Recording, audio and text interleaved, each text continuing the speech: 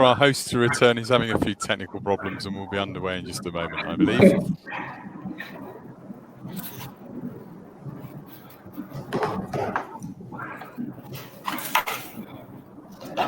One moment, Αντώνης is calling me. Έλα, Αντώνη. Έλα, Αντώνη. Να σου πω, και η Αν Μαρή δεν έχει το link για να μπει.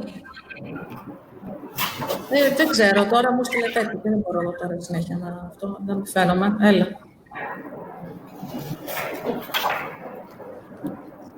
Οκ.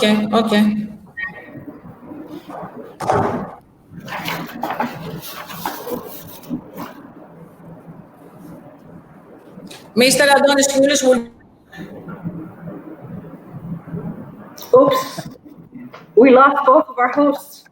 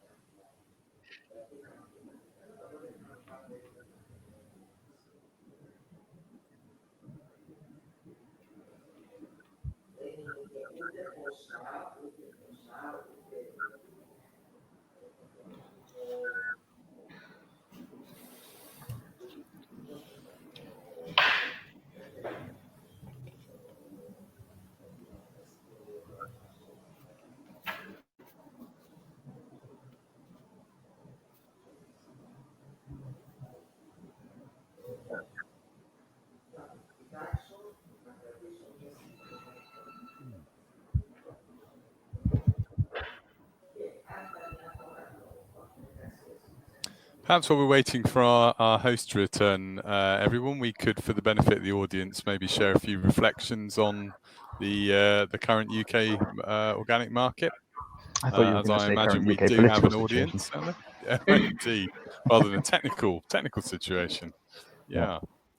Hello, can you hear me now? Yes, perfect. Welcome back. Can you hear me now? Yes, and there's no interference. Hello, thank you. Sorry about that. I mean, the IT is there. We had a problem with the network, so it's all up again. So thank you very much for this.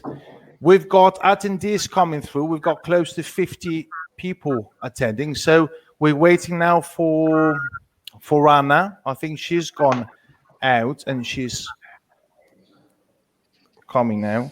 We had the same live event for Hong Kong a few weeks ago, again, about 6-7 minutes late. So apologies for that, because I know everyone is really busy, but technical issues and people joining in.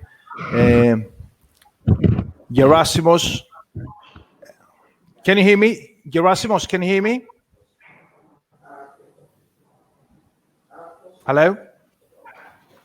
He was there earlier, I think.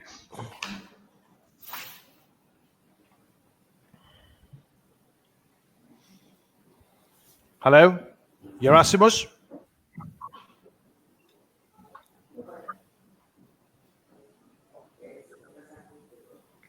I can't hear him. Well, and Anna is there. Apologies, let me just call Anna, because she was calling me. She was in the screen earlier, so I don't know why. And I see her, she's logged in, so I don't know why she's not inside. Just waiting for a bit.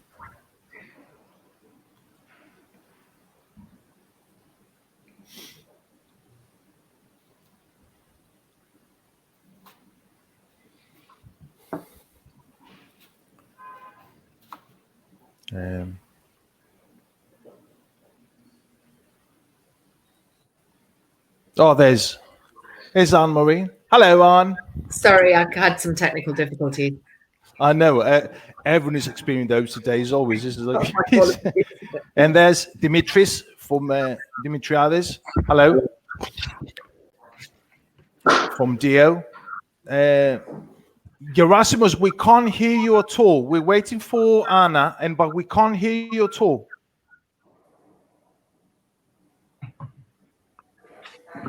We can't see him either. No, can't see him either. No, and Anna. Around a bit. That's better. That's better.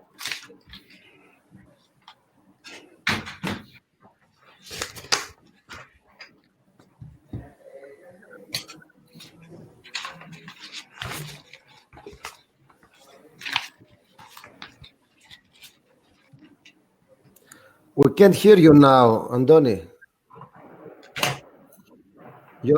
Oh, He's mute. sorry. Yeah, sorry, Kostas. Yeah, I muted that to speak to Anna. Sorry. She's got a network problem over there at the British Hellenic Chambers of Commerce. So she's joining in. And Gerasimus, we're going to give it a couple of minutes. Apologies for that. We've got loads of points to discuss, loads of things to discuss. Thank you very much for everyone being here, especially those that are away from Greece. Al, thank you very much for being. I know you're a very busy person, as a head buyer for Planet Organic. Thank you very much, Lee, from the Soil Association, Senior Director, Business and Trade Development Director of Soil Association. Thank you very much for that. Of course, Betty Alexandropoulou, the Executive Director of Enterprise Greece. Thank you very much for your time. We're just waiting for a little bit. And Anne, who is a very busy person, and she joined us to talk about Brexit. And the first question is going to be about that. Thank you, Anne-Marie, for joining us. You are the Global Business Networks Director for British Chambers of Commerce. You're hot on the agenda lately, yeah, is with all the various sort of issues with Brexit. So thank you very much for that. Now we're waiting for a little bit, and then we're going to start. It seems like all the technical issues and network issues now. We've got quite a lot of people currently. We've lost joining. 60 people. Apologies for all of you watching us with this, but I think it's going to be rectified shortly. Otherwise, we're just going to continue shortly after that. And Al as well has he's in Al, but maybe he's got a call and he had to pop out for a second for.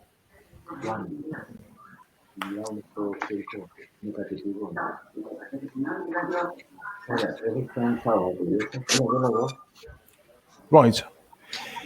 I'd like to start.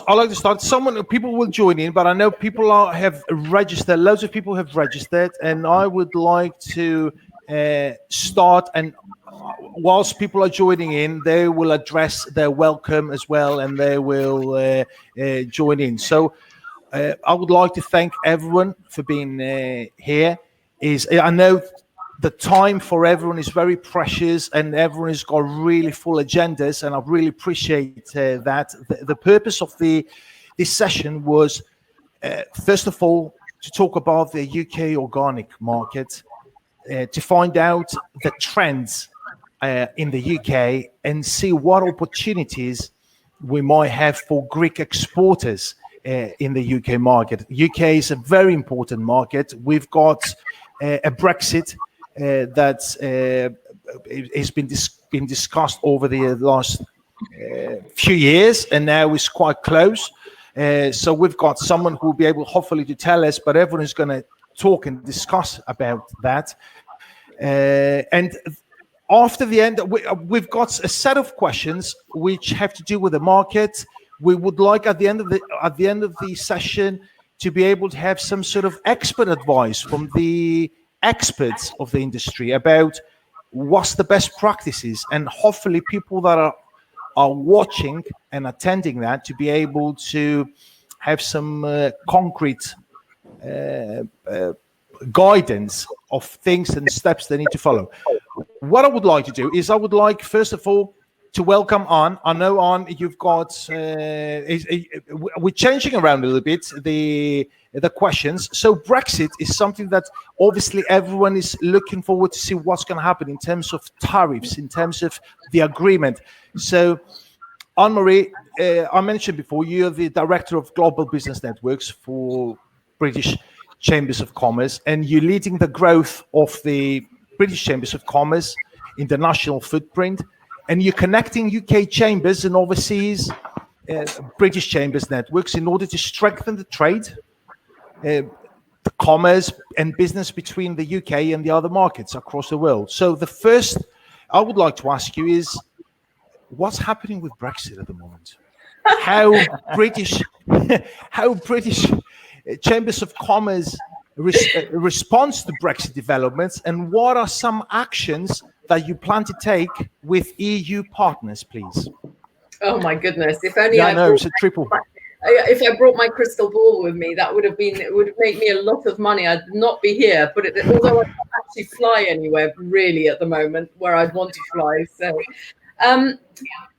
Maybe just a little bit a backtrack before Brexit. I think we can't talk about Brexit nowadays without talking about COVID-19 as well. So let me give you some sort of context of where we are on both topics, because they're obviously interrelated these days. Unfortunately, one is affecting the other to some degree. So first of all, thank you, Antonis, thank you, Anna, when she can join us. She's coming now. And the team for inviting me today. It is a mad world we're living in at the moment. It seems to be one virtual meeting. I've been to Australia this morning already. I've been to the Netherlands, and now I'm in Greece. So that's fantastic. So I'm a world traveler at the moment in the virtual space. So my role as director of the Global Business Network essentially means that I'm responsible for a network of 100 plus chambers, so that's 53 UK regional chambers, connecting directly with 60 British chambers and business associations or equivalent business associations across the world, of which the British Hellenic Chamber is a member. Mm-hmm. These chambers, their purpose is very much about building bridges between local business communities, regions, and across borders. Throughout the COVID-19 crisis, chambers have they really have been at the front line of providing support for businesses, helping them to survive, quite frankly. And looking forward to recovery, chambers will be very much at the forefront of helping their businesses to rebuild, including their capacity to export, which is very much at the forefront of most markets across the world. You know, we are in an economic downturn, and probably the best way of emerging from that is through export. As we approach the end of the transition period, as a network, we have a major role to play in helping businesses to understand what needs to be done, how to help facilitate trade flows and promote bilateral trade as part of the new relationships we will all be a part of. Our business community has been hit hard, there's no question, in the UK. And I know that there is a major keenness from markets across the world, like in Greece, to start to export to the UK market. As much as the UK is always open for business, it's a little bit behind the curve at the moment. We've only just started to reopen businesses, so it's a question of timing. The UK is definitely open to receive, but I think it's about timing in terms of when it will be able to focus on trade rather than it's rebuilding and restarting following the COVID crisis. But I think before we do any of that, we need to look at the economic context. So the economic landscape is quite different to when negotiations started. as with all aspects of life currently, this is down very much to the impact of COVID-19. So to be honest, only time will tell how sustained the changes are. Sure. At BCC, we ran a COVID-19 business tracker over 8 weeks during the crisis, and the vast majority of firms saw a significant decrease in their revenue. Also, cash flow of 1 to 3 months was quite prevalent. So you can see how tenuous the business environment is at the moment, which is for me just a little alarm, but a little warning in terms of that timing. I think companies are still in firefight mode. So to talk about trade, yes, absolutely. But I think there is a reality that companies are really focused on their own survival at the moment, which is pretty much the case across the world. Sure. I think another important survey that we publish is the quarterly economic survey, my apologies, that was published for Q2 was published last week, and it made for some very grim reading. We had an unprecedented response of more than 7,500 companies from all parts of the countries. And it really showed a high correlation with the ultimate economic measures. So most indicators of economic health have dropped to record lows, including against the aftermath of the 2008 credit crunch. So again, this is just a little question mark around timing as companies move into the sort of rebuild and growth of the future. Sure. There's one certain fact, I think, for the time being, and that businesses understand that we enter a new trading that we will have to enter a new trading relationship at the end of the year, and quite a lot of them are engaged in the preparation for a no-deal Brexit. And in the past, that's involved, things like stockpiling, etc. But that's probably been overtaken by the results of the pandemic. So I think really the one important message is not so much will it happen? Of course it will happen. Is it a no deal or is it a deal? Again, big question mark. But I think companies are preparing for the worst case scenario just in case, to be on the safe side. But in terms of having sort of, deep insights into what it looks like, it's a bit difficult at the moment because we've obviously had this crisis point in between all this. Sure. Thank you very much. Well, Lee, you also mentioned you're the Business and Trade Development Manager of Soil Association, which is, for those who don't know, the UK's leading food and farming charity and the organic certification body. Now, what are your thoughts on Brexit and how will that affect the organic market, please? Well, I think, as Anne-Marie's already stated, I think we would need a crystal ball to know exactly how this is going to impact, and I would fully echo her concerns that we're seeing the double whammy essentially of a sector which is trying to deal with, in some cases, business that's evaporated, in other cases, huge increases in business.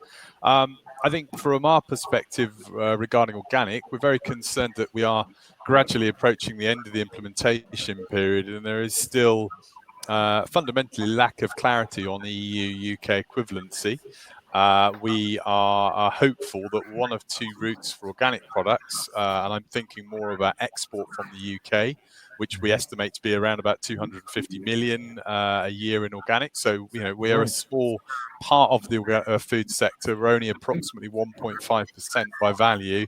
So, and we do under-index a little bit on export. So around about 10% of our value is export. So, but it is very important to us. And the concern is that both of the mechanisms that are being explored to enable us to export to the EU could still yet fail.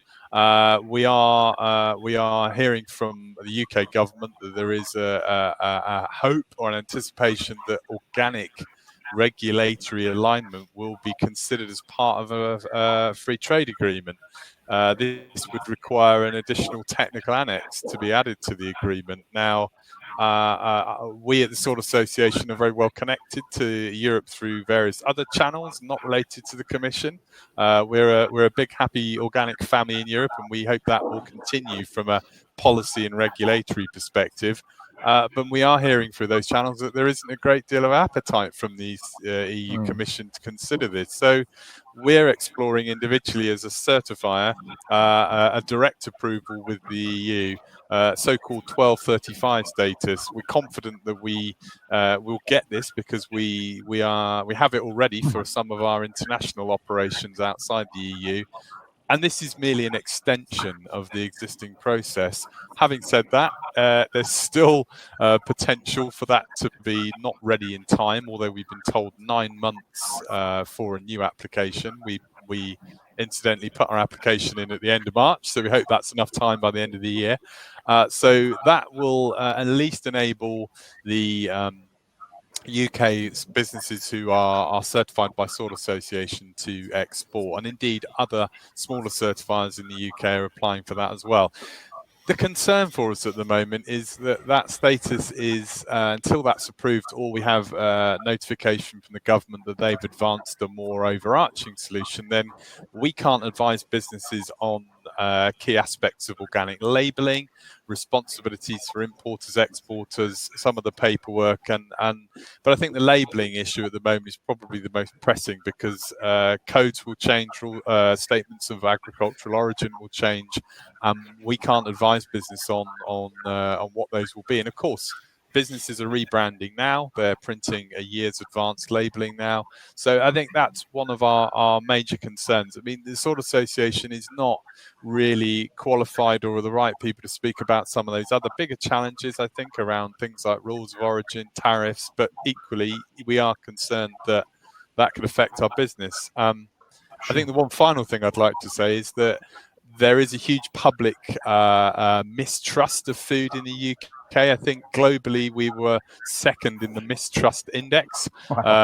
This wave of fake news, fake brands has caused a huge anxiety amongst consumers, and current trade deals that the UK government are negotiating, which may potentially allow in non-organic foods of a lower quality, particularly the chlorinated chicken debate. And incidentally, it's not so much that they're chlorinated; it's why they have to be chlorinated that we should be worried about. This rather unfortunately for the UK public who don't buy organic food could be very bad, but conversely, for the organic market, that anxiety, that mistrust, that worry about imported foods of a lower quality and general need to take control of your health could be very good for organic. Sure. Thank you very much. That's absolutely true what you said. Loads of people have the same thought. Thank you for coming from an industry expert in that. A very commercial question for you, on the same sort of context. You've been in the industry for over 20 years in the health industry, and you're the buying director of Planet Organic, which, is the UK's largest fully certified supermarket, and is a haven for health food and more. I told you I've got a card. I'm buying frequently from there, and I like to ask. From the commercial side, how would Brexit affect you? Because you're a supermarket that has got quite a lot of international brands. What are your thoughts, and how are you planning to overcome issues that might have to do with increased prices, tariffs, and etc.? I was really interested, and loads of people would like to hear your thoughts from the commercial background, please. Thank you. Sure. So I suppose from our point of view, we're at the very end of the chain. So we're not dealing with any of the complexities or regulations in terms of international certification or getting products into the country. You're very kind about our business, but we are still a relatively small retailer. So we manage about 15 stores across London. We are not big enough to be importing direct, so we're only sourcing from UK wholesalers or distributors. And Brexit feels like it's been rumbling on for quite a number of years now. And every now and then we have conversations in our business around we should be planning for Brexit. And then we look at each other and question exactly what we're supposed to be planning for. I suppose my view on Brexit is that there are going to be stock shortages and there are going to be price increases. But exactly how bad and how severe, I don't yet know. Okay. Another question for you all to continue. I mean, I would like to sort of talk a little bit about the organic market, and with the whole world has gone through a sort of a shocking period currently, and there's been sort of changes with the COVID, obviously. I would like to ask you, how has that affected Planet Organic's business, and what were people buying mostly at this period? Any trends that you've spotted? Yeah. So I think COVID has impacted food retail fairly significantly. I think it has speeded up a number of trends that were already in motion. Amongst them, a move to online purchases, a move to contactless or self-checkout solutions, perhaps a move to more local food supply and changing exactly who we are buying what from. But I think all of those were already in place. I think what we've seen is very, in terms of our specific business, it is very split between our stores that are in the West End or city, so in kind of working neighbourhoods or tourist neighbourhoods, where there are just no people. So there is no one currently in the West End of London. Our store in the West End of London is closed. Wow. And we are at the moment struggling to see how we will reopen it. We also have a store in the city where there used to be lots of people at work. There is no one in the city. On the other hand, more neighborhood or community-based stores have seen an increase in particularly fresh food shopping. So more customers are shopping local for their meat, their eggs, their fruits and their vegetables. So that's been the relatively short-term impact. We've seen a significant increase in demand for deliveries, which is now starting to tail off, but I suspect it will end up at a higher level than it was. And it certainly increased the emphasis that our e-commerce business has within Planet Organic. Okay. I think going forward, there are sort of two fundamental questions. We're going to come out of COVID, but we're going to go into a recession. And what is the balance of those two things? And everything for me hangs around. In the UK, we talk a lot about this concept of the new normal, and that we're going to come out of COVID and enter the new normal, which is an interestingly ambiguous phrase that doesn't actually say anything, but it sort of highlights the uncertainty in that at the moment, we don't know what's going to be new and what is going to be normal. Yeah, very interesting phrase, I think, that, and you're very, very true. I really like that. Very true. The new normal. Absolutely. And Lee, as in general, what are your thoughts? I mean, first of all, how is the demand in general? You're the person who's got all that answer, the statistics and the numbers of the organic sector. Sure. So what's the demand now for the organic products, and how has that affected the market dynamics, please?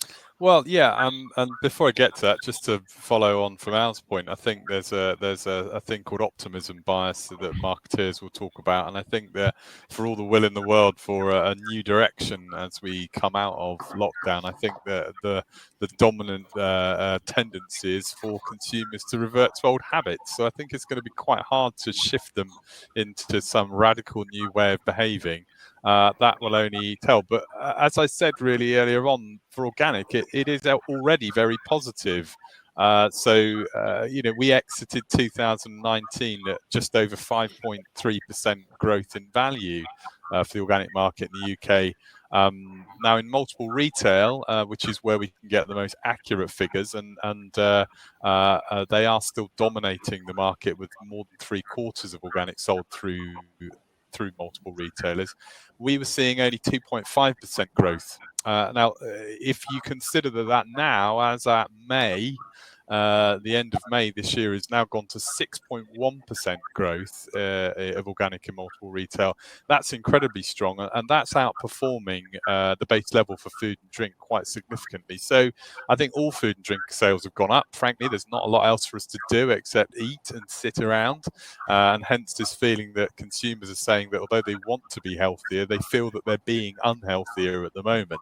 So it's very much a kind of an aspiration.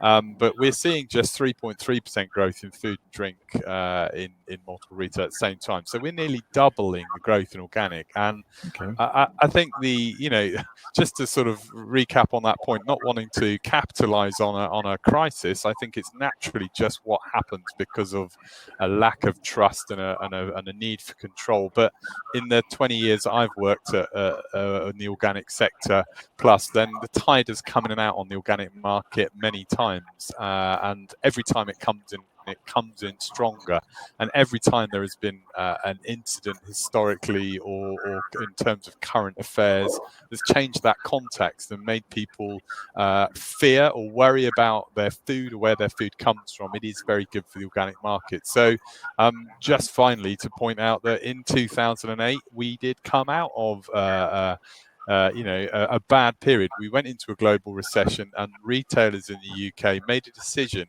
that they felt that we would all have less money. Therefore, they should preempt this, and they should reduce premium products or reduce their listings of premium products. Sadly, at that time, organic was really seen as just another premium product, a lifestyle choice. And here we are in 2020 facing potentially another economic downturn, and I'm pleased to say that the attitude amongst the big UK retailers is that they accept that this is now a different time. The understanding from consumers is significantly different. They're more planet-centric. They are aware of the issues, and there is no real desire on the part of those bigger retailers to do what they did in 2008. They understand the potential, growth of organic against the background of all these issues. So, and in terms of specific issues, very finally, or categories that are really seeing growth, canned and packed area really growing strongly, over 11%. You asked for some numbers, so very quickly, the chilled and deli growing at 22% in multiple retail. That's organic, really strong. 22. And wine is doing amazing things. Wine is seeing excess of 50% value growth. 50% value growth. The organic Indeed. Wine.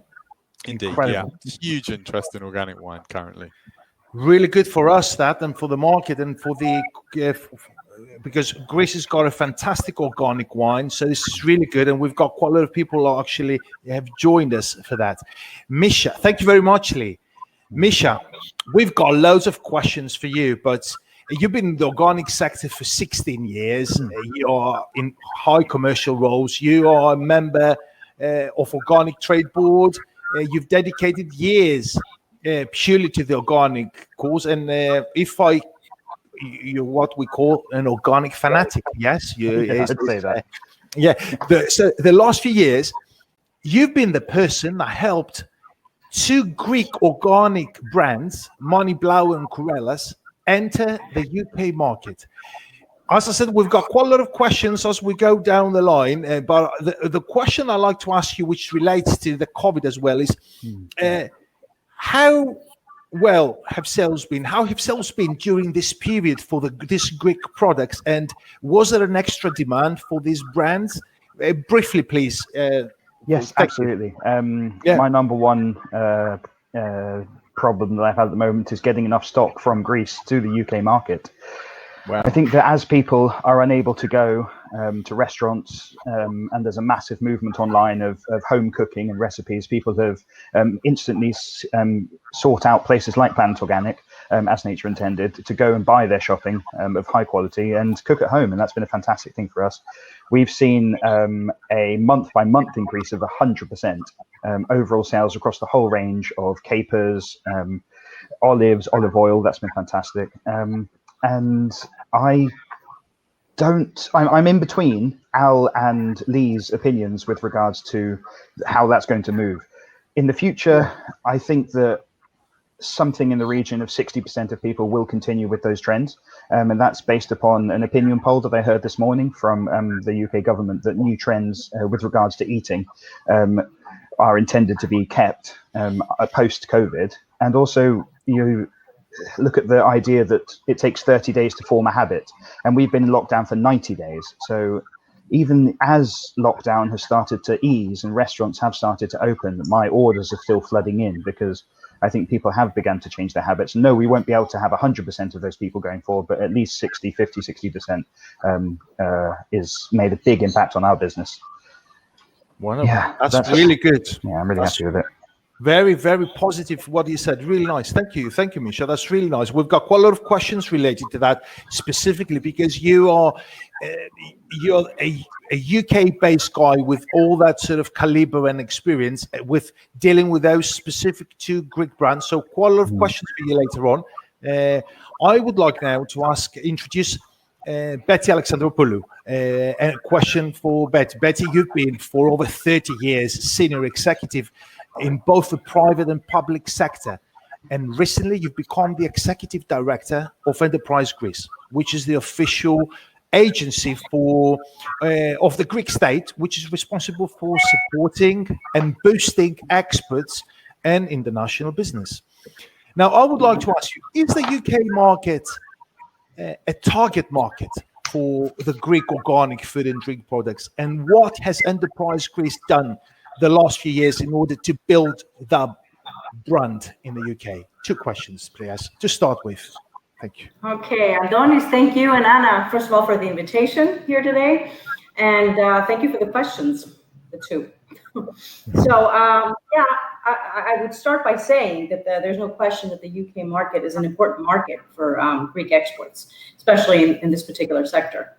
Consumers everywhere, especially in the UK, have shown a growing appreciation for the fine qualities and many health benefits of the world-famous Mediterranean diet, which we like to call the Greek diet. Greece produces some of the finest products in the world, including a wide range of natural and organic foods. And Greek foods are one of the fastest growing and most dynamic Greek export sectors in general. We feel that Greek products is like investing in taste, investing in yourself and in your health.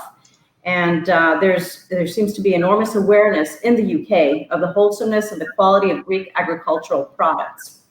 Some of this is driven by tourism, and especially the close ties that Greece and the UK have shared for a very, very long time. Greece is a favorite destination of British tourists and an important part of the Greek experience in gastronomy and in wine, which we talked about before. In one sense, it's the best advertisement for the country's products. It's the country itself. So we see that in most upscale delicatessens in the UK, there's a fine selection of Greek products, including olives, cheeses, wine, mastika, many, many others. And thanks to the large Greek diaspora in the UK, Greece's cuisine and excellent wines are familiar to the British consumer, from numerous Greek restaurants in every major city. So what we've done as Enterprise Greece over the last decade, the backbone of our strategy has been to represent Greece in the international trade fairs. Just last spring, we were in Natural Food London, and we actually sponsored the VIP lounge there. Now, in view of the COVID crisis and trade fair cancellations and what has been happening around the world for the past few months, our strategy has naturally shifted.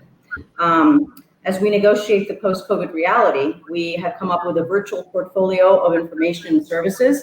We feel that in the future, there will be a hybrid of both traditional methods as well as the virtual. So we're building on the virtual right now, and we're supporting this particular sector with that. So this is what we're doing. Oh, wonderful. Thank you very much. Thank you. Dimitris, I'd like to introduce you, and I'd like your opinion on something, please. Dimitris, you are the founder of DEO, and DEO is the oldest and largest organic certification body in Greece. You also been a representative of IFM for many years, and you're also an organic olive producer, yes? So I would like to ask you, so you've got all three different hats, and I would like to ask you, how would you describe the Greek organic sector? Is it a dynamic and evolving one? And has it got the skills and qualities to enter as a whole to new markets, and specifically the UK market? I will appreciate your experience and thoughts, please. Yeah, Dimitris? First of all, hello to everybody. There's a problem with the camera and the sound.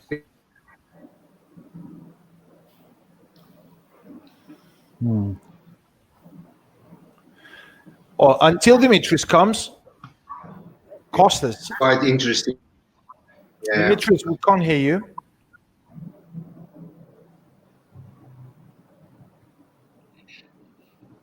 Costas, would you like to unmute your mic, please, in there? I would like to go on to you because the other question would have been for you until Dimitris comes and gives us the answer. You are the CEO and the founder of Biagros, is Viagros. And correct me if I'm wrong, but you are the pioneers in the organic inputs and distribution in Greece. You've been 30 years in the trade, and I would like to ask you, as a company with a strong expert orientation and presence in 15 markets, how do you value the UK market? Is it an important market for you? And what have you done the last few years to penetrate the UK market? Can you hear me? Yes. Okay. Antonis, thank you for the invitation. Hello to everybody. UK market is, of course, one of the most important markets for us because all these 30 years we are involved in this sector. We are focusing on organic premium products. And the UK market is one market that focuses mainly in quality. Of course, prices is always something that is very important, but for UK market, price is the second thing, I believe. Quality is the first. And when we talk about quality, we talk about the quality of the product. Greek organic products are very tasty, full of vitamins and minerals. Also, labeling is very important in UK. Also, the community issues are very important in UK. But UK is a difficult market because to enter in a good way in this market, you have to organize everything in a very high level. So you need time to get into. You need very, very careful movements. You need to find the right persons to do it because you cannot do it alone. You need partners in UK that can give you the way the people are thinking, what they need exactly in taste, in the look of the product, in the packaging of the product, everything. So because we are in yogurt business, our main product and our goal to get into this market is yogurt, and Greek yogurt is a trend now also in all the British countries in the world, Australia, United States, UK. We have made at least 2 years researches just to get in the market in the right way. We believe if all this thing with COVID will end at the end of the year or the first months of the 2001, will be for us the right moment to place our products, yogurt products, in the UK market. Okay. Thank you very much. Greek organic products in the UK. Al, I would like to ask you, please, how many Greek products have you got in your stores now? And what is the best-selling one? Everyone is dying for that question as people for the answer. Well, conveniently, I'm able to say that actually most of the Greek products we get from Misha, which is the correct brand of dairy products. So that's kind of feta and kefirs, and the Mani brand, which is the olive oil. There you go. There's one he prepared earlier. And the Mani brand of oil and olives and antipasti. In terms of best sellers, I would say our best sellers is probably the Corellas dairy line, particularly the kefirs. There's been significant interest in kefir as a fermented food. So kefir is slightly different to yogurt, so more different fermentation, more kind of drinking yogurt style. And there aren't many organic brands on the market. And Corella came out with a decent range that was well branded at a good price point. So that's a good seller for it. I would say those two are probably the only specific kind of Greek branded brands that we stock. So there may well be other Greek commodities that we have in the store, but they are not as obvious or consistent in terms of branding. So we certainly have other Greek olive oils, but they're more kind of commodity oils rather than a branded range. Okay, interesting that, because obviously you've got loads of SKUs. You are carefully selected, but you've got quite a few SKUs. So I would like to ask you, is there a shortage of Greek products coming to your doorstep with a proper presentation, or there is not or there are quite a lot of offers, but there isn't enough demand for Greek organic products? So I would say that we are mostly a retailer of brands rather than of products. So we don't heavily trade in commodities. So my buying team are not going out trying to find 20 litres, 200 litres of olive oil at the best price. We really kind of choose brands which are consistent, well represented, and well packaged and branded. So we are a brand retailer rather than a product retailer, if that makes sense. And I don't think there are many brands that we are presented with which have a broad range at a decent price point that is well packaged. There are a few Greek brands I can think of that we have been presented with and chosen not to retail, particularly within, say, teas or within honeys. Often the pricing is the biggest challenge. So there are some great branded and presented products, but within those two categories in particular, I think price is probably the most difficult element. And I also, every time we can kind of forum like this, it doesn't matter what the country is, there is always a question of how are our domestic products seen in the UK?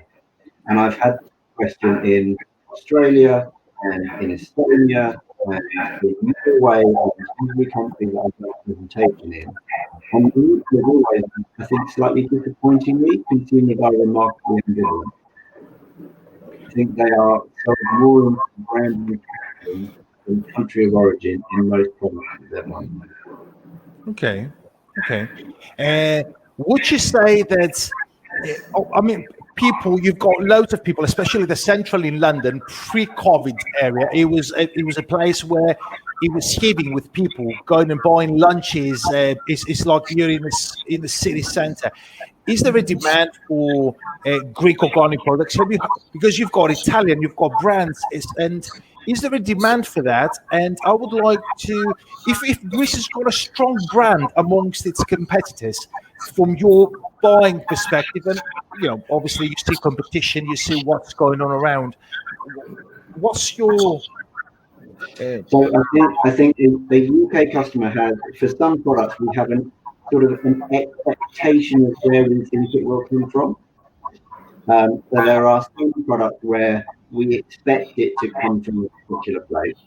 For most other things, country of origin is what we look for. We are a small country that is a significant net import. So we don't even have a strong domestic demand for domestic products, because domestic products is relatively unusual. So we're not like the US market or the Australian market, which heavily buys domestic products.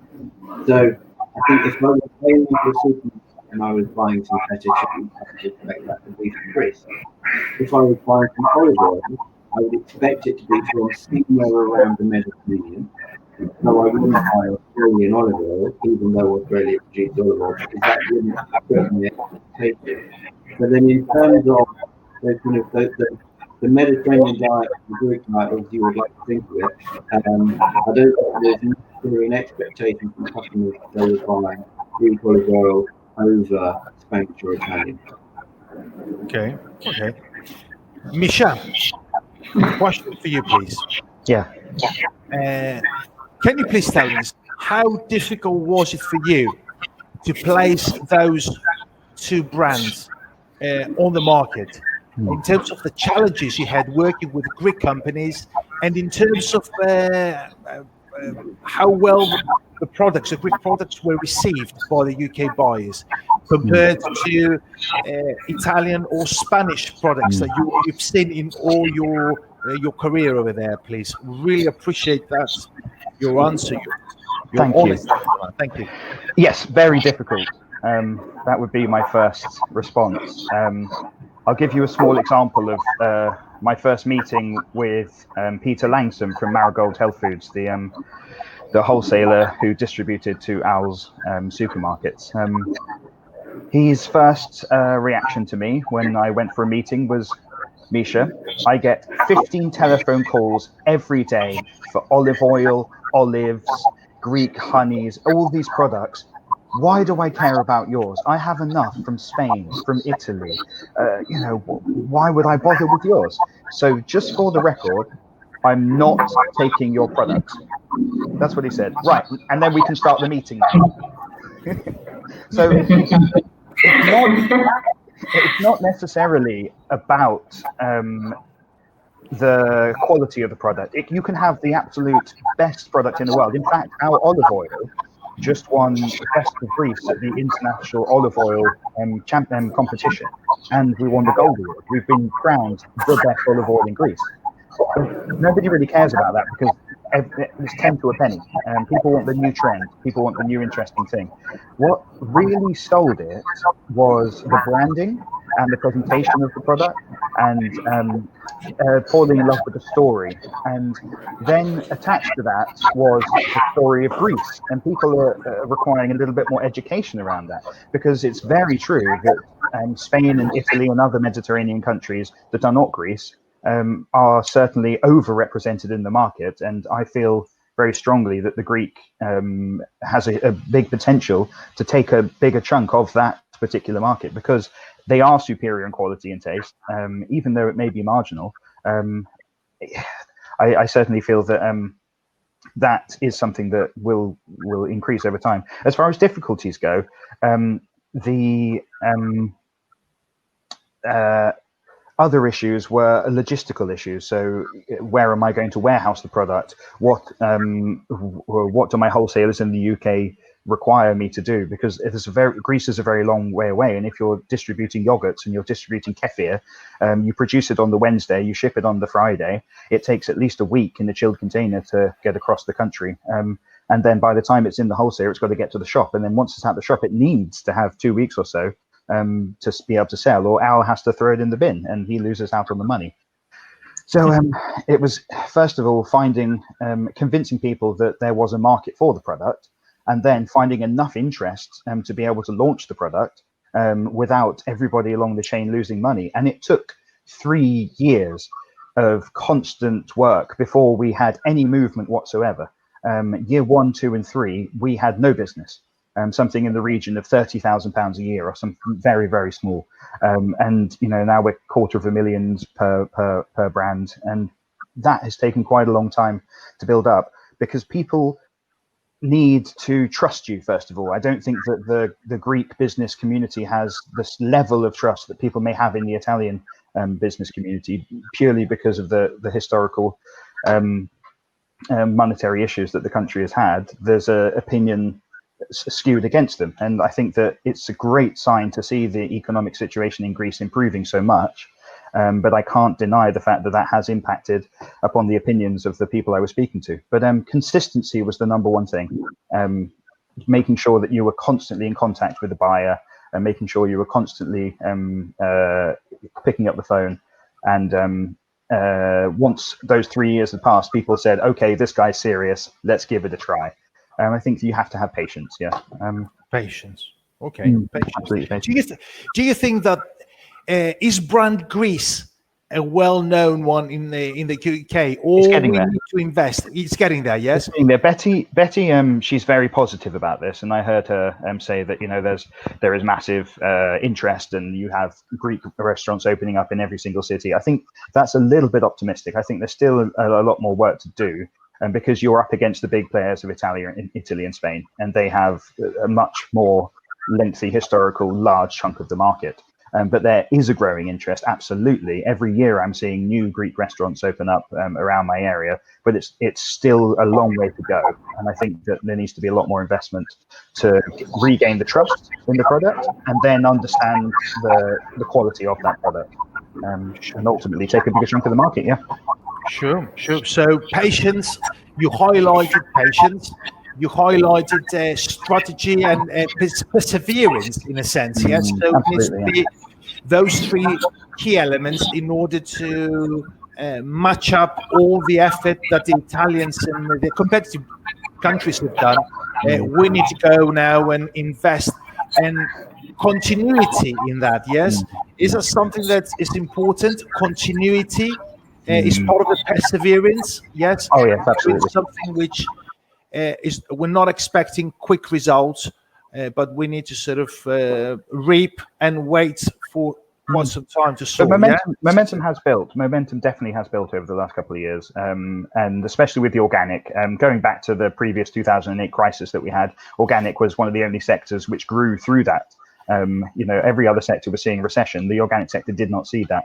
And I think that even Brexit's going to come along, or the next recession after COVID is going to come along. And the organic market, fortunately, has that resilience. And that's a great opportunity and a great springboard. So I think now is the time to be starting to make some real moves. And I wouldn't wait around. Yes, patience is important, but that's more about your attitude towards it. Don't give up. Yeah, that's what I mean. Antonis, can I just add to something there that Misha said? I think really key is also to tell that story, and I know Misha touched on that, but we have gone through a decade where organic consumers' understanding of organic has shifted quite significantly. But I would argue that there are still a huge amount of consumers out there who have a positive but quite a vague kind of positive feeling about organic, and I can't emphasize enough to back up what Misha said, that we are facing into a big opportunity at the moment with organic to really land our credentials. Organic is better for wildlife, better for biodiversity, has a better environmental footprint. The planet-centric shopper is looking for that now. So it must be important for brands to start talking about those credentials and do it in a clever way. Communicate those credentials through the story of where that product comes from and bring those credentials through. I think that's probably one of the single most important things that brands can start doing at the moment. And if Greek businesses can do that effectively, and certifiers in country like Sword Association UK can help. We work with our licensees, and we have marketing trade platforms to help pull those messages through. Then that could set you in very good stead. Can I just agree with Lee in that that is a massive key part of why these two brands have been successful in the UK market. We've focused almost solely on telling the story of the brand. You'll notice we've got the whole Corellos Says, which is backed up by a whole description of why Greek food is healthy, why the Mediterranean diet's a fantastic thing, and telling that story really strengthens the Greek brand. That's key in any sort of strategy and success in the UK market, because that's what people are going to listen to. Yeah. Brilliant. So do we all agree to say that it's all about inspiring people rather than trying to educate them? Because education is something that can be a bit boring. But if it comes inspiration prior to that, then education is going to follow into that and people will learn. So the stories is the key thing, yeah? It's the magical thing, yeah? Okay. Can I add something to that, please? Sure. I totally agree, but I will give you a taste of an experience I had exporting to UK a decade ago. And I've seen that the market in UK was more keen on the appearance rather than the taste. Whereas the German market was more to the taste than the appearance. Yeah. So what I learned from that after I lost some €1,000 is that before you enter a market, you have to make a good survey to see what the market needs. If you don't do that, you will, no matter if you have the best product, you will fail. So it's a combination, and every market is different. In the UK, for example, it's very important that soil association exists. It's a very old institution, and it has given its credentials of helping the organic sector. So it's very important that a soil association exists. Second, I think whether the Brexit or not, when will happen the Brexit, there will be a solution as it was found in the United States. There will be either an equivalence or something else, because as Lee said, and I totally support that, Soil Association has only friends in Europe and partners, and I'm sure there will be found, a solution will be found about the papers and everything. And last, one thing that should be kept in mind, it is that the organic Greek products were one of the first that came to the market with nice presentations and labels and everything. Before the organic, most of the Greek products were sold in bulk. So people didn't know that the oil they were buying from Italy was mainly Greek. So when, and I'll give an example. In 1996, Greece was producing 300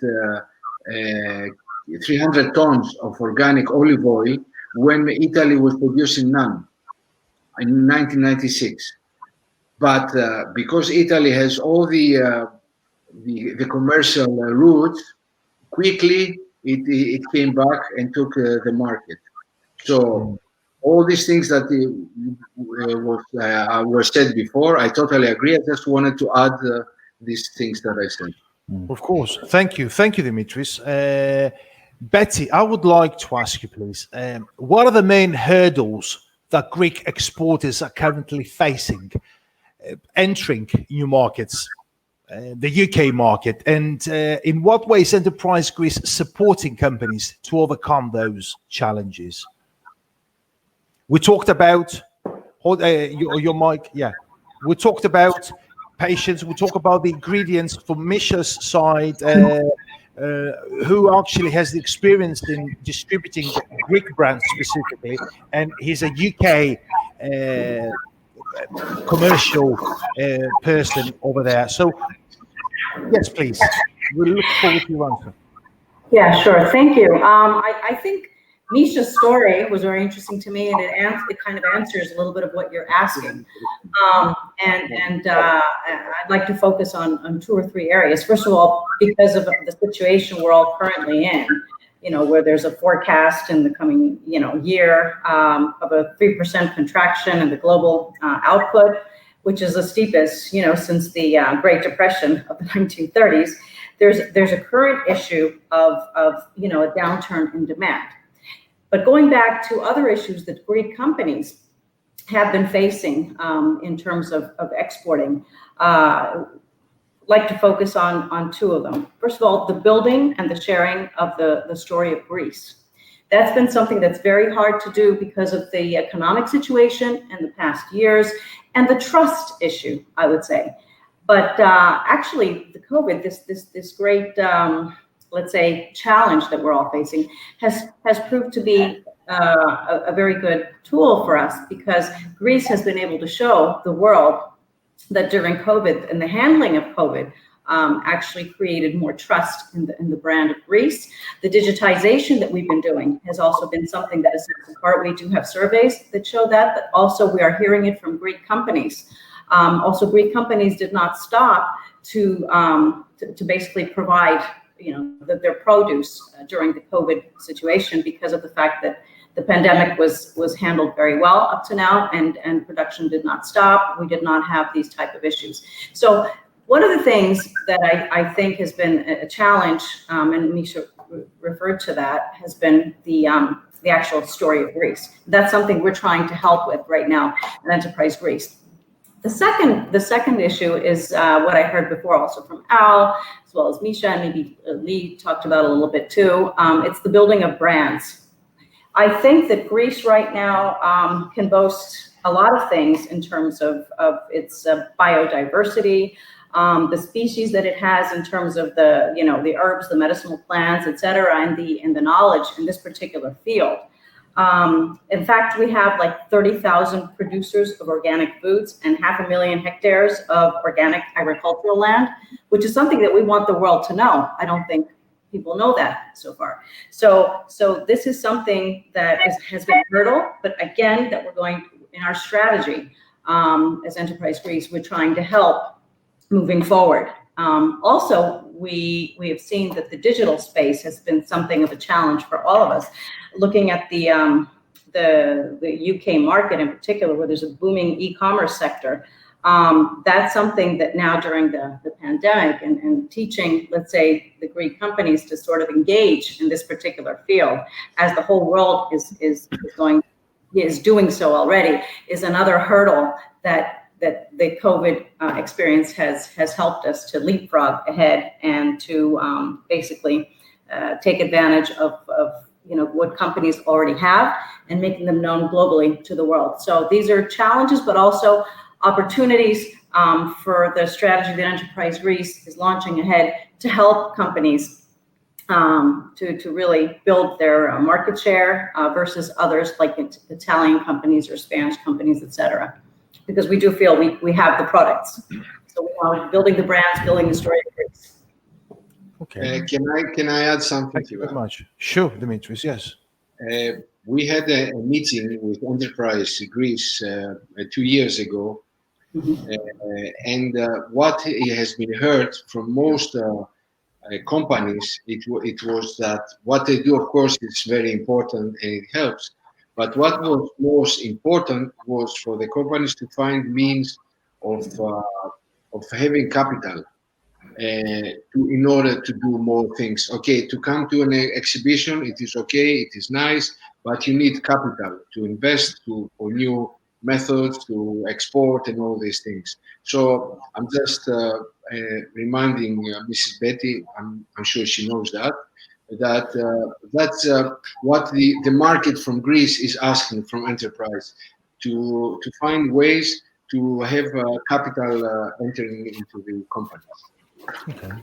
Thank you, Dimitris. Well, just to answer to Dimitris, that we did try to use this particular time frame to keep everybody abreast of the economic support measures which were initiated by the Greek government to mitigate the economic impact, because there have been measures. So although capital may have been an issue in the past, but right now, because of the situation, at least we're keeping companies informed as to the opportunities that they now have to take advantage of new economic support measures. So hopefully that will be something that'll help. I'm sure. Can I just touch on one other point that Betty raised? Sure. The online space and the importance of the online space. If you were to ask Manny what led the digital transformation of our company, it wasn't the marketing manager, it wasn't the sales manager, it was COVID-19. Day one was a Monday. I got up out of bed, they were talking about a lockdown. Tuesday came along, nationwide lockdown, everything's shut. By Friday, I already had a fully functioning online shop, and now it's successful. you can take advantage of incredible marketing tools to get your product into the international market. You just have to watch YouTube tutorials that teach you how to use these online platforms, and you can have a digital transformation of your business and a successful international online business within 3 days. It's not as hard as people think it is. So yeah, I would add that to the conversation. Thank you very much. And can I add to what you just said? Yeah. This is very engaging. But what we have done in order for companies not to have only the YouTube channel to watch is what we've done just over the past several months is we've implemented a number of digital initiatives. We produced new online material to showcase Greek products, initiated a series of webinars in cooperation with our consulates and the embassies around the world. And we focused on specific sectors and specific markets. And the UK market is an upcoming one that we're going to do that for. And we don't stop at that, but then we're trying to engage everyone to do, to engage in digital B2B meetings in the fall, because we want to take it to the next level where people are conversing and they're actually doing business. And also looking and hopefully very soon be able to announce partnership with large platforms, global platforms for the Greek companies. So I think with all that, we'll be supporting the companies a lot more than them having to go to the YouTube channel. Yeah. So maybe they can watch the Enterprise Greece channel, who knows? And Antonis, can I just add on the online side, I can't emphasize enough that we were already in the organic market in the UK quite over-indexed on online, purely on the basis that actually it was one of the best ways to get product to consumers when retailers were lagging behind other European leading organic markets in terms of offering that ranging of products. So really, consumers are already forced down to direct-to-consumer online channels to get organic products because that's where the availability was. So this situation has only further served to boost that. So if you consider that, I said earlier, 5.3% growth in organics in the UK last year, but in online that was 11.2%. It gives you some sense of how much more of an opportunity online could be. I mean, great if you've got a specialized, very dedicated store like Al has, but for the majority of shoppers going out to supermarkets, the ranging is still a little bit wanting. So online, don't underestimate online. And again, in the last couple of months, our online guys already were on the front foot, but their sales have significantly increased. Sure. Thank you, Lee. Thank you very much. I would like to ask you, I know in a quarter of an hour as well, you've got a meeting. So the two questions I would like to ask you, and questions that friends and entrepreneurs have asked me as well, is, as a head buyer of Planet Organic, does price prevail over quality and packaging? What are your key purchasing criteria, please? So we've done some customer research in terms of two fundamental questions. So firstly, what is important to customers? And then secondly, what purchasing drivers make them shop at us versus our competitors? And our customers will say that the things that are important to them are quality and taste, range of product, kind of service and experience and welcome in store, and price comes relatively far down the list. In terms of what they specifically shop at Planet Organic for, they shop at us for the quality and taste of our products, our breadth of offer within organic and specialty health. They shop with us for health concerns primarily, or health awareness and well-being awareness primarily, followed up by sustainability or more kind of environmental considerations. And again, price is relatively far down the list. But what I would say is, I think there are fundamentally three things about a product. And I'm quite shallow and I judge products by appearances, because the first important is the product you need to want to buy it. So shopping decisions are made within hundredths of a second. So when I'm standing in the supermarket shelf, what's going to make me pick up one product or another? It's going to be the packaging. It then needs to be the price, because I may have an expectation of how much I'm going to pay for something. And if the price is significantly more than that expectation, I won't buy it. So the packaging and the price need to be right. And then the third thing is the product needs to be amazing so that I buy it again. So quality and taste really comes into a repeat purchase or a habit purchase rather than a first purchase. So launching a product, actually make it look amazing and make it cheap, easy. If it tastes terrible, it won't work because no one will buy it again. So the things that are important to me as a buyer or as a leading the buying team in Planet is quality and taste of product. It is presentation of product, because I'm shallow. We've established that already. And it's about breadth of range, having constant new products to excite and delight my customers, and really providing a shop that is inspiring and an experience. Brilliant, brilliant. Thank you very much.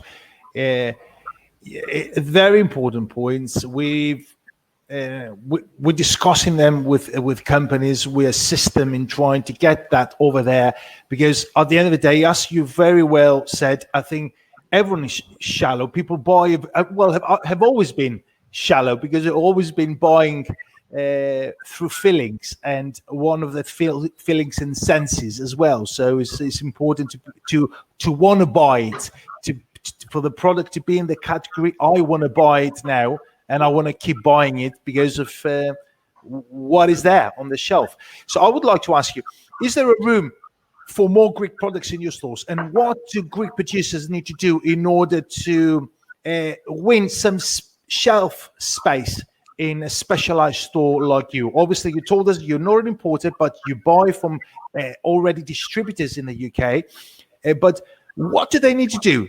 Do they need to have those criteria that you just mentioned and have a story behind all those things to be able to be a candidate to take a bit of a shelf on your? So the answer is the same for Greek producers as for any other producers. You need to have an amazing product.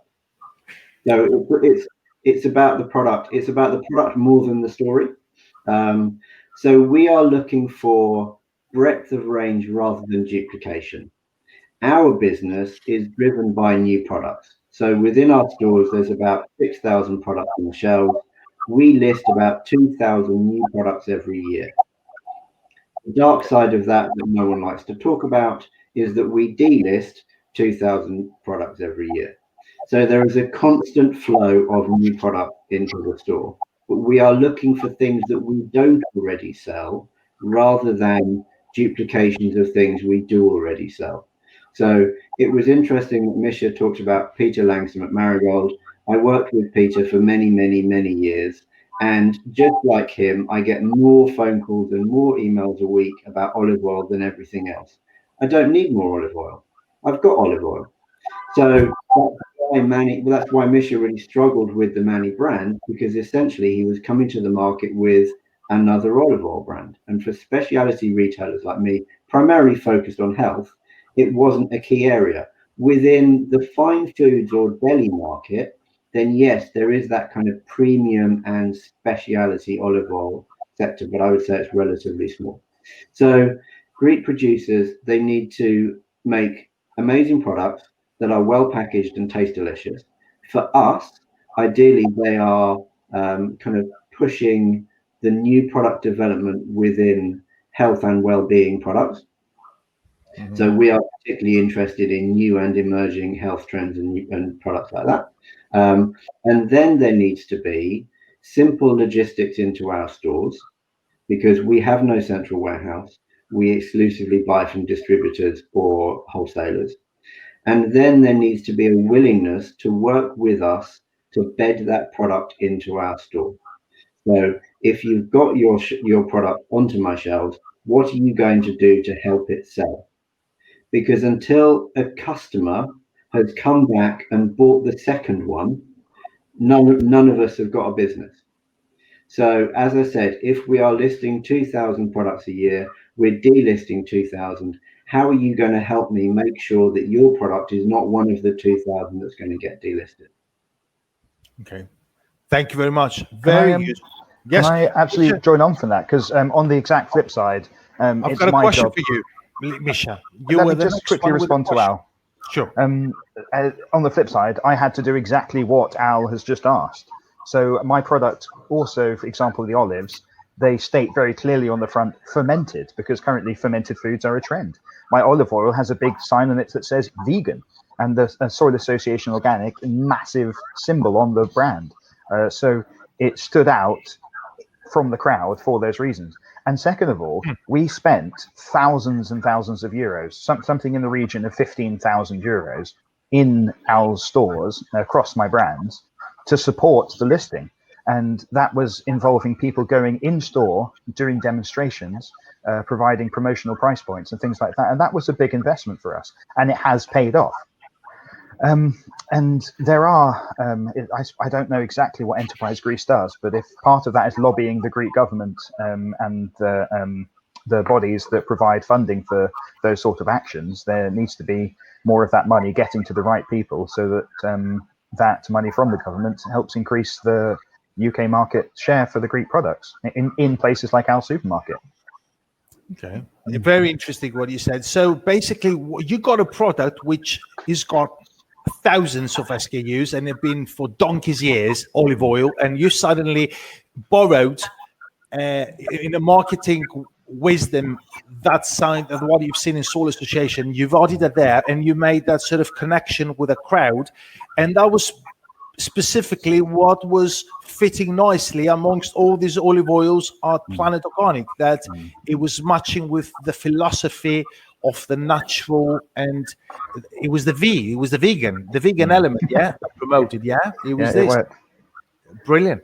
So what would you say is, sometimes I think in those products and the marketing and the success is hidden behind simplicity. Sometimes people are trying to sort of do a beautiful wrapping and do loads of packaging and spend money into creating a bubble, whilst the solution is actually very simple. And I think that's what you said, Misha. And I'd like to ask you, what's your expert advice to Greek organic producers? In other words, what do Greek companies need to do or change in order to enter the UK market, please? Okay, so I've got a couple of stories to tell. So natural organic products, I've been there every single year, I mean, for as long as I can remember. And the unsuccessful brands that try to launch into the market are the ones that sit on their stand with the greatest product in the world, handmade, organic, beautiful. You taste it, you've never know that this product even existed, despite it being the best thing you've ever had. Because the people behind these brands are not engaging with the right people. So first of all, understand your route to market. Like Al says, he doesn't import directly. So how are you going to get your product to him? You're going to find a distributor in the UK. Why does the distributor want to listen to you? They probably need a sales agent who is able to know which distributor will work and have the direct contacts to have a potential to have that product listed. So as Kostas has mentioned before, he spent the last 3 years researching and having a strategy so that he knows that once he goes to market with a product, he's got every single step from his warehouse down to the consumer wrapped up and ready to launch. Because you can have the best product in the world and then there'll be no market for it. So absolutely find someone with expert advice in the UK, make an investment in that person, and trust, as long as the figures allow them to continue being employed by you. But get a local expert who knows what they're doing to have a much better chance. The second big piece of advice that I have for a Greek company looking to export to the UK is you need to understand how this market works. We call it in the UK fast-moving consumer goods, and that really does mean it's fast-moving. We go through pallets and pallets in and out of our warehouses and onto the shoppers in basket, every single day. This means that you need to understand British business culture, and British business culture is very snappy. You can have a buyer who's interested in the product. For example, my previous company, 5:30 p.m., the buyer from Sainsbury's calls up and says, "We want this product. We're ready to list it. let's go. And then 5 minutes later, they call up, oh, wait a minute, it's a triple facing pack and not a double facing pack. What are you going to do about it? What do we do about it? We stayed up until 12 o'clock at night redesigning a package that was actually only 2 spaces and not 3 spaces, so that at 8:30 the next day, we had an answer for that buyer on time, ready to go. And that was successful because we put the work in exactly when it was needed. So you really, really need to be on the ball. Let me share the other story with you of something that was unsuccessful. I won't mention the brand it was. And I kind of feel like, having worked with Greek companies for quite a long time, this isn't an isolated case. I managed to get a listing in Cotswold Fair, the largest specialty fine food distributor in the UK. I agreed a listing with the buyer. The product was ready to go. We had the customers set up for them. And this was, as Al will remember, when Marigold Health Foods sadly burned down one of the biggest distributors we were using. So I was able to say to this new distributor, we already have existing business. Here you go. Here's the product. The route to market's already there. The customer's already there. Let's go. He gave me all of the paperwork, which I can't fill out because I'm only an agent. It's technical paperwork with nutritional advice, logistical advice. Sent it over to the team in Greece, and they said, no problem, we'll get it to you by the end of the week. End of the week came, nothing. I give them a call. I say, come on, guys, I need it Monday morning. Everything needs to be done. We need to move fast on this or we're going to lose it. Monday morning, nothing. Wednesday, nothing. It came to the Friday at the end of the next week, still hadn't received the paperwork. I telephoned the buyer to apologize, and his response was, I'm very sorry. I feel that we've lost momentum with this listing. You're going to have to find another distributor. And that was devastating for my reputation, for the route to market for that company. So my advice really is, do it now. Get it done right now, and you'll definitely have success. Don't let it wait. In British business culture is very fast moving, and you can't afford to do it tomorrow. It has to be done now. Stay up until 12 o'clock at night and do it right now. Thank you. Thank you, Misha. Thank you. That was extremely useful, that advice. Thank you. Thank you very much for that, because you've got experience. You work with Greek companies, and you're very passionate about what you're doing. So it was extremely, extremely useful. Thank you very much for that, for sharing that.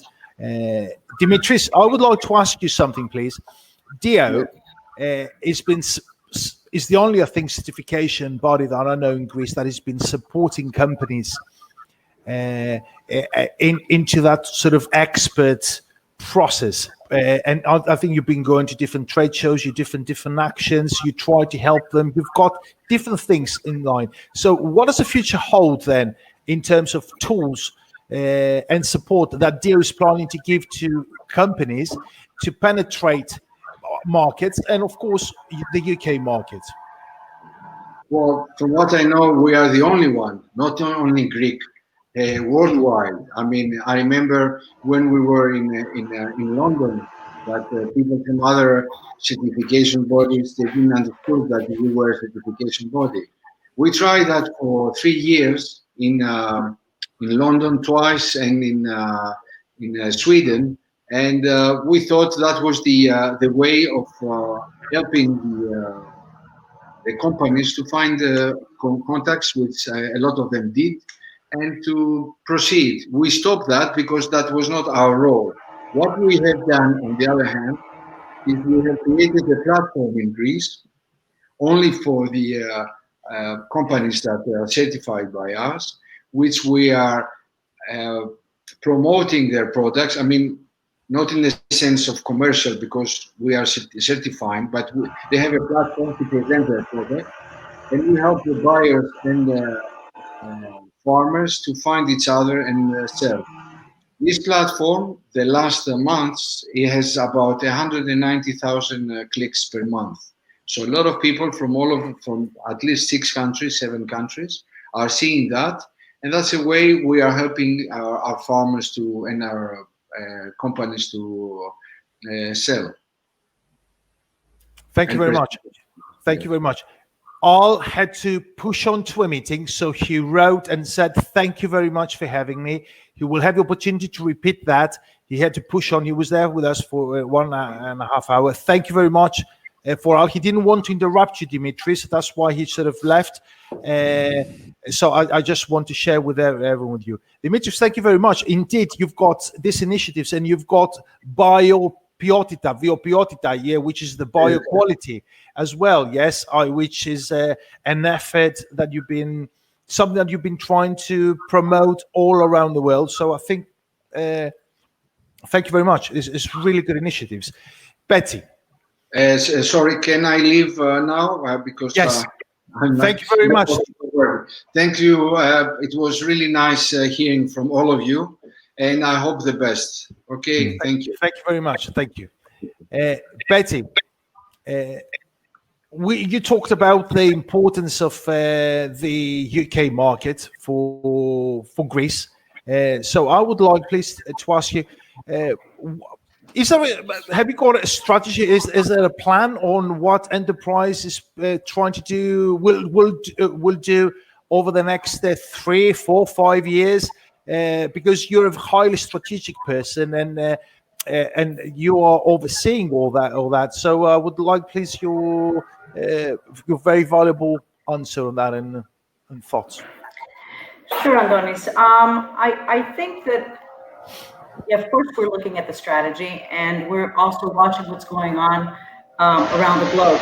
So these days, to plan for 5 years ahead may be quite a big challenge.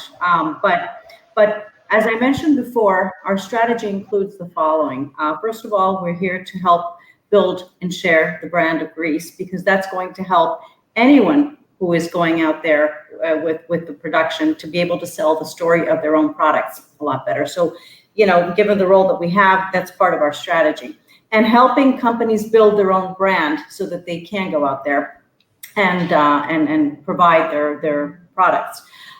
So that involves a little bit of us being able to educate, to inspire, and also to provide some type of consultation, either in a broader sense through the the major bodies that work with the different sectors, or directly to companies whenever we have that chance. We're also looking to continue, we're now working on a lot of our digital initiatives and setting up that kind of framework for the companies, either it be through let's say collaboration with large platforms or more specialized platforms. We're currently looking to pilot a new platform specifically for the food and beverage sector, which helps through the whole export, let's say the whole exporting process, to do it digitally. So this is something that's going to help the companies. It's things that they can't do themselves that we're going to provide a framework for. And of course, once everything starts to resume, more traditional means of helping companies would be, participation in trade fairs, organizing live events such as wine tastings, food tastings, familiarization trips to journalists, influencers, buyers, because this supports what each company is going to do. So we're going to work on the hybrid and help the companies continue to compete, in this very difficult area. But also we're going to think of ways, and we're going to work with companies on this, of sort of bringing the Greek story to the buyers. And they're selecting companies that are more ready to do that, because as Misha pointed out before, when somebody gives you the chance, you have to be ready to take it.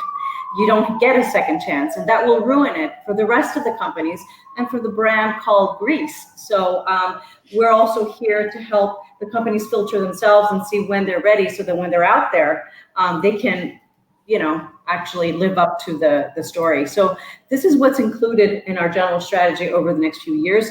We want to work with partners. We can't do it all alone. We're based, we're here today and we're supporting this, and to look out for the key strategic markets in general, and UK, as I mentioned before, is one of them, and to see what exactly makes that market tick, so that the companies are educated and are there to perform in that particular market. So that's what's in our plans. Thank you very much. Really, really interesting what you mentioned. Lee, last question for you, please. How do you see the demand for organic products over the next few years? And what's the market's prediction? I think we're playing catch up in the UK, to be honest, with other European countries. We have had probably less government support specifically for organic than any other, leading organic market in the EU. And that's been a major handicap for us, but it hasn't stopped us going into great growth. So I think now we have a government that are looking at a green Brexit. We're looking at changing the common agricultural policy for rewarding public, using public money to reward public good. That's a strategy of the UK government. We see organic farming and the extended industry as potentially being benefactors in future, rather than looking on enviously at countries like France and Germany, where they have massive national government funded strategies such as the Agence Bio and Cinebio strategies in France. And again, in the Nordics, we see similar things. But I think we are catching up. The multiple retailers are getting it in the UK. We're seeing great innovation in the independent retail scene.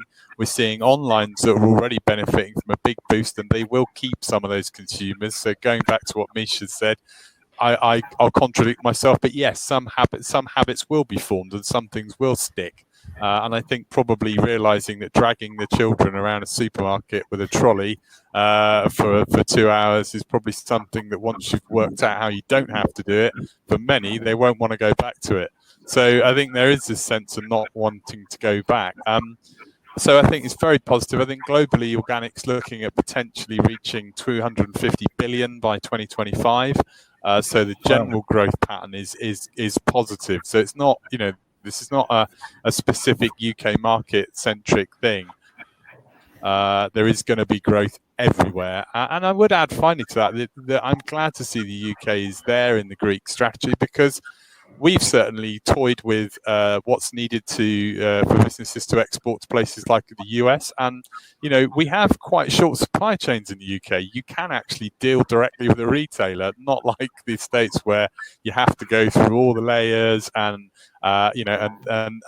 get your pricing strategy right. And I think that's generally a good piece of advice for anyone exporting. If your retailer in the country want to go to sees that product cheaper somewhere else, and you say, well, I've had to add all this margin on for the extra hoops I have to jump through for your market, that won't wash. So think about where you want to go to, what the maximum possible price you're going to have to cover is, and make sure that your pricing strategies, it thinks about export. And just one final thing I wanted to say, Antonis, is that accreditation is incredibly important. And it's becoming more important for several different reasons. So, the Generation Z consumers, younger consumers, want assurances about the social side of things as well as the environmental side of things. We're living through a period where social justice, equality, fair treatment of people, who is important in our society and who is a key worker, are becoming a part of the meta conversation. So whether you're dealing with businesses like ours or other bigger online, expect scrutiny from in a B2B space around your credentials and your ethics and your story and what goes on in your supply chain. The UK is one of the first companies in the world to enact a Modern Slavery Act, and we are now starting to enforce it after 3 years. So this whole anxiety about getting that piece right is growing. And also, if people are investing in your business, then corporate social governance is becoming incredibly important to investors as well. So CSG investments typically are performing at 11% return versus typically a 5% baseline. And the reason that more people are not investing in those kind of businesses is because of risk and exposure to risk. So think about not only how you can kind of de-risk things for your customers, be they wholesalers, but also how you can de-risk things for your for your investors. So accreditation is a good hygiene factor. It's not a point of difference. It won't sell your product on its own, but as a reinforcer for your values, to give your consumers and your B2B customers confidence and your investors confidence is really important. So, but still, go and tell your own story on top of that. Fantastic. Lee, thank you very much. Can I add to that as well? Sure, from a business point of view, completely. Accreditation is so inherently important, especially in the UK market, because a lot of these people will be looking for BRC at least, or at least an equivalent to British Retail Consortium. So in the Mani business, not only do we have FS 2000, all of those ISA, ISF, I don't even know what they're called, as many of the best quality production accreditations. That's not my part of the business, so that's why I don't know the exact details. But in addition to that, there are third-party accreditations which you might not expect. People consider Greece to be a first world country, but that doesn't necessarily mean that fair trade exists in Greece. There's a lot of unfair trade within Greece itself. Farmers not being paid enough for their olives, for their milk, for their oils, and people living way below the poverty line. So we actually have Natureland Fair certification, which recognizes that gap in trade within a first world country. So you don't need to be a third world country. And we also collaborate with Ecosert International and audit in the UK to their Fair for Life standard for exactly the same reason, because it's very compatible with organic and ticks those additional boxes. I might look into that. Okay. Thank you.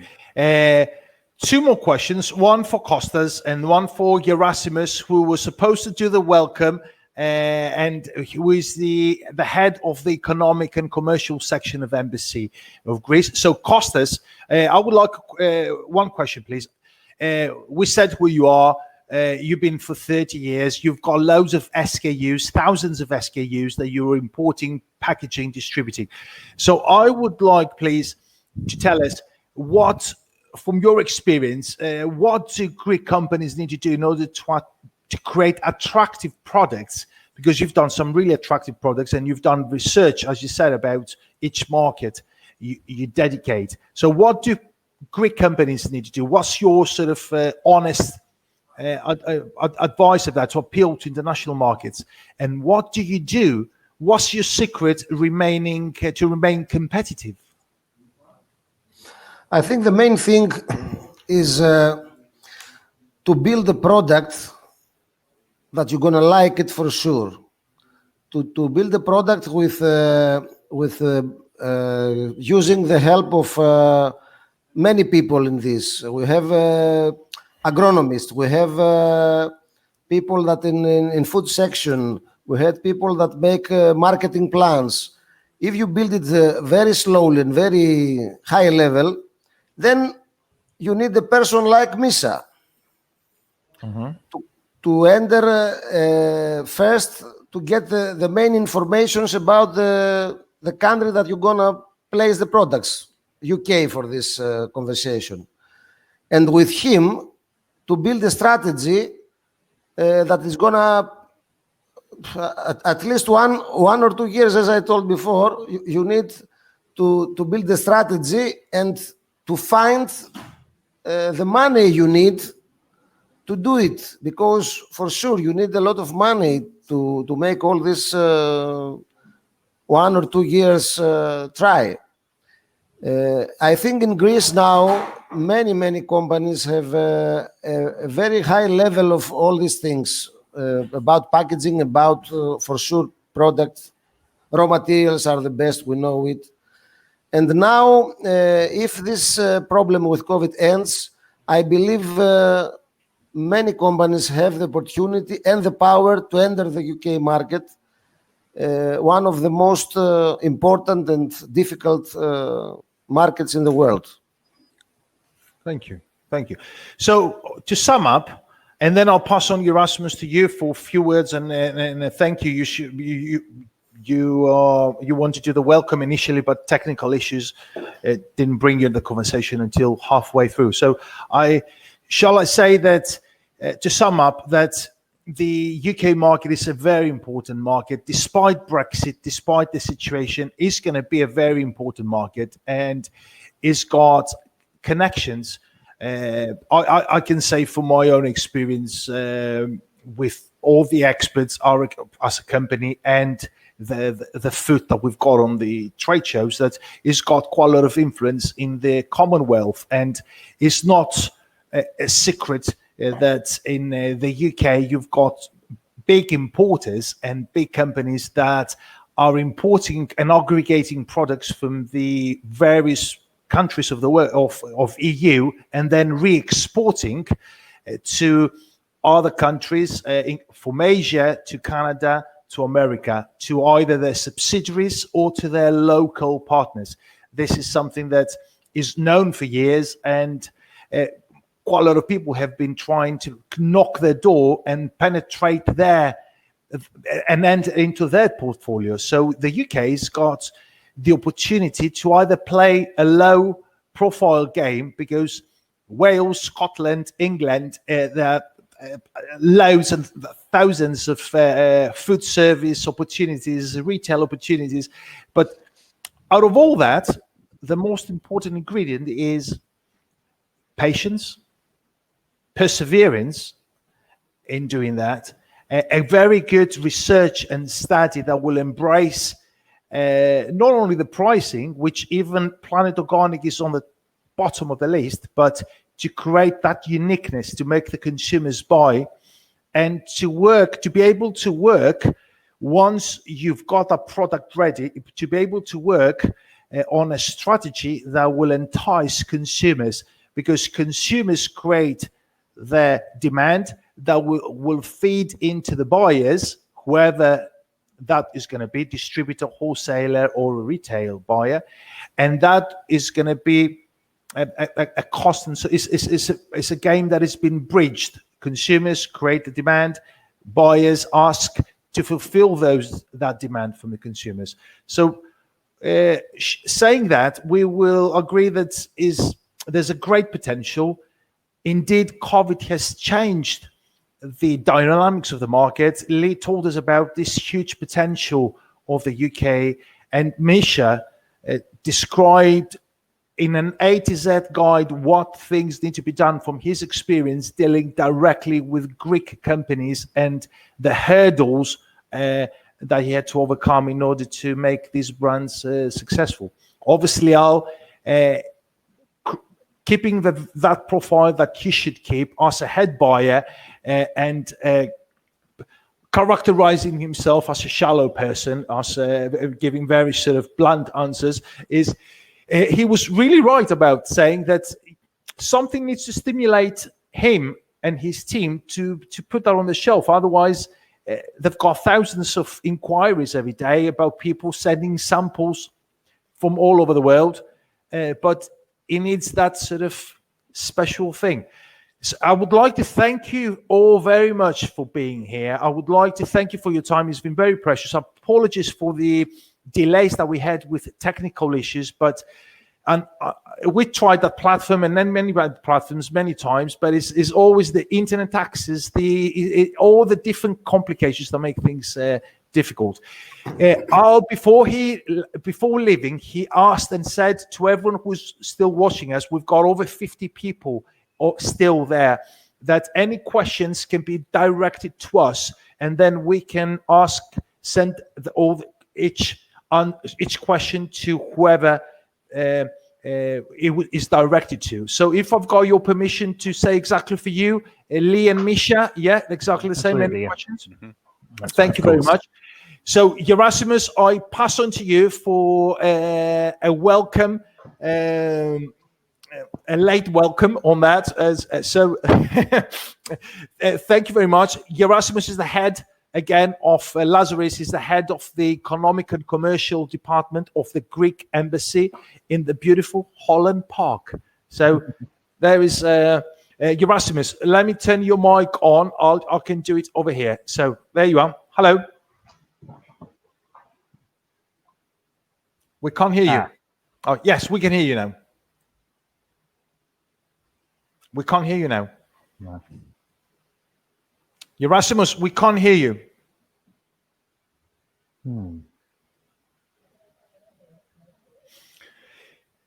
We can't hear you. No. We can't hear you, I'm afraid. No, we can't hear you, I'm afraid.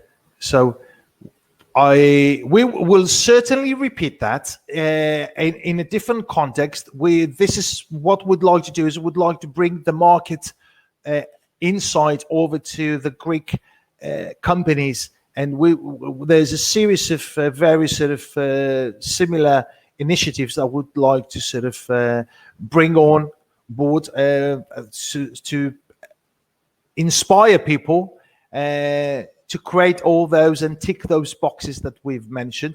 I would like to say thank you very much also for the regions that supported us: the Central Macedonia region, Epirus, Thessaly, Ionian Islands, Central Greece, Aegean Islands, Crete, and Western Greece. Those are 8 regions that are supporting. They believe in the organic sector, and they've got the companies that are supporting them, and also Larissa Chambers of Commerce. And apologies from Anna. Anna had huge difficulties from British Chambers of Commerce with connections, so she apologizes for that, and we will meet up again with Anna. We are RICO Experts is the expert arm of the British Hellenic Chambers of Commerce, so we're going to have the opportunity to discuss other things again. Thank you very much for your time. Thank you. Keep safe, and we'll speak very soon, unless someone has got, before anyone else has got anything to say, or shall we wave and say bye-bye? Just to Santos, I think your summing up was fantastic, but I think just to add to that, choose your expert partners very, very carefully. Make sure you're working with people like Misha and like the Sword Association and like Dio. If you're in Greece, people who have got a long track record, you can be confident in the support, help and knowledge that they can deliver. Absolutely. Sword Association is fantastic. I've worked with them for years, so I couldn't recommend them more. There's so much knowledge to be shared there. Thank you. Thank you. Lee, there's going to be. I remembered something. We talked. There are some sort of information that, or you can send me some PDFs and flyers that I can share, and I can put them on our website, and people can download them for that.